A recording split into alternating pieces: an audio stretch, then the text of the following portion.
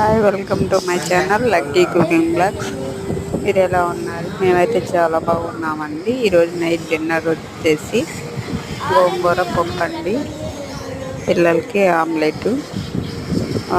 చిన్న బాబు అయితే ఆనియన్స్ వేస్తే తినడు. ఆనియన్ లేకుండా వాడికి ఆమ్లెట్, వైట్ రైస్, గోంగూర పప్పు చాలా టేస్టీగా ఉందైతే ఈరోజు. పిల్లలు కూడా బాగా తిన్నారండి.